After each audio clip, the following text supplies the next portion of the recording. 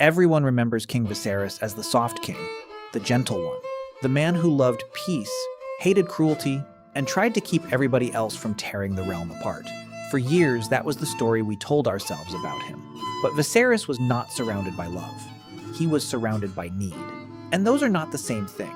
What most people miss is that Viserys wasn't just lonely in the emotional sense. He was trapped in a life where everyone needed something from him, and almost nobody was actually there for him. His family needed his authority.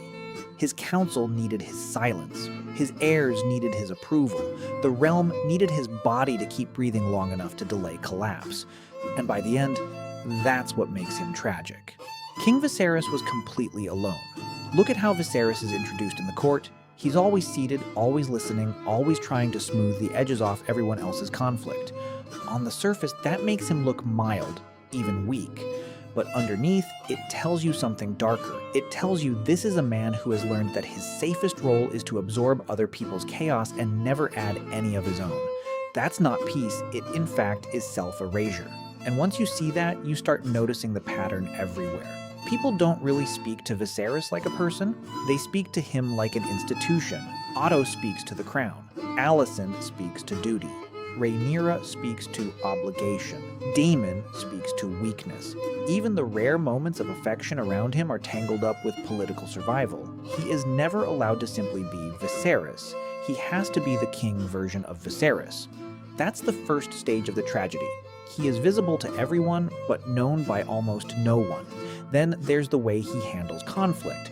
Viserys spends so much of the series trying to keep the peace that he becomes a man who can't tell the difference between harmony and repression. He delays, he deflects, he hopes, he apologizes to people who are actively hurting him. And the audience can read that as indecision, but the deeper truth is more painful, because Viserys has no safe place to stand. If he chooses one side, the other side punishes him. If he speaks too firmly, the court fractures. If he stays quiet, the rot spreads. So he becomes what so many emotionally isolated people become: agreeable, patient, and slowly invisible. This is where the psychology gets very ugly. Viserys is living inside what you could call role engulfment. That's when the role becomes so dominant that the person underneath it disappears. In plain language, he stops being a man who rules and becomes a function that everyone uses. A king is supposed to hold power, but Viserys is so busy holding the realm together that nobody holds him, and that's why his softness is not proof of strength. It's proof of how completely the system has cornered him.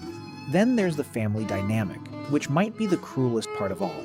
Every relationship around him is shaped by a missing center. He is a father whose children are divided by succession, a husband whose grief is almost immediately converted into duty, a brother who is treated like a liability, a king whose every private emotion becomes a public problem. That means even his love is lonely, because when Viserys loves someone, he can't love them cleanly. His love is always mixed with fear. Fear of succession, fear of civil war, fear of being the one who tips the whole family into open destruction. So he becomes the kind of person who thinks if he just keeps smiling hard enough, maybe the wound won't open, but it opens anyway. The scene that says everything is the one where Viserys is dying and still trying to hold his family together. That should tell you everything. He is physically falling apart, barely able to move, barely able to speak, and still the room is not about him. It is about succession. It is about the future. It is about who gets what, who promised what, who betrayed whom, and what his death will mean for the people waiting around his bed like vultures wearing family names. Think about how bleak that is. The king is dying, and nobody is there to comfort him without an agenda. The show frames it almost too quietly. That's really what makes it hurt. There's no grand speech that fixes anything. No single person steps forward and says, "You don't have to manage this anymore." Even at the end, he is still performing the role. He is still trying to hold the line, still trying to make peace, still trying to believe that if he can just say the right thing one more time, everything might stay together. But it can't. And that's the painful shock. Viserys spends his whole life trying to be the bridge between people who will only use him as a crossing. Keep that in mind. So why is Viserys like this? Because he was raised in a world where being gentle was safer than being honest. That matters a lot. Viserys is not naturally passive because he lacks feeling. He is passive because he is a man who has been trained over and over that directness creates damage he cannot control. When every honest conversation becomes a political incident, you stop speaking freely. When every emotional need becomes a burden on the people around you, you stop asking for anything at all. And the court only reinforces that. The more conflicted he becomes, the more the people around him manage him instead of meeting him. The more he hesitates, the more they interpret his hesitation as weakness. It's a feedback loop. He gives less of himself, so they see less of him, so he gives even less. That's how loneliness becomes structural. What makes this especially tragic is how different he is from the people around him. Daemon lashes outward.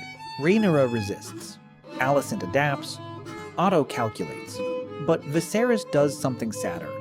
He absorbs. He internalizes everyone else's pressure until even his love sounds like obligation and even his grief sounds like logistics. He is the emotional sink of the entire story. And the worst part is, Viserys never gets to hear the truth that he was not weak for wanting peace. He just ran out of time in a world that only respected force. And that's why this story hits harder than simple royalty drama. Most people know what it feels like to be useful, but not understood. To be the one everybody calls when there's a problem, but never the one anyone checks on when the room gets quiet. To hold yourself together so well that people assume you must be fine. That kind of loneliness doesn't always look dramatic. Sometimes it looks like being the dependable one, the calm one, the one who doesn't complain, the one who keeps the family text thread alive, the one who says it's okay so often that even you start believing it. I think that's why Viserys hurts so much. He is not a distant fantasy.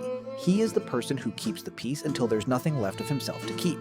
I was putting this together and realized how often people call that kind of self-erasure being good at your job, or being strong for everyone. That's the lie this story exposes. Welcome to the Dragon's Court. You're here because you see what most people miss. Was Viserys a good king who was destroyed by impossible pressure, or a weak king whose avoidance helped cause the collapse? I genuinely think that question says more about us than it does about him. Drop your thoughts below. And there's one more thing about Viserys nobody talks about enough. The one person who should have seen him most clearly and didn't.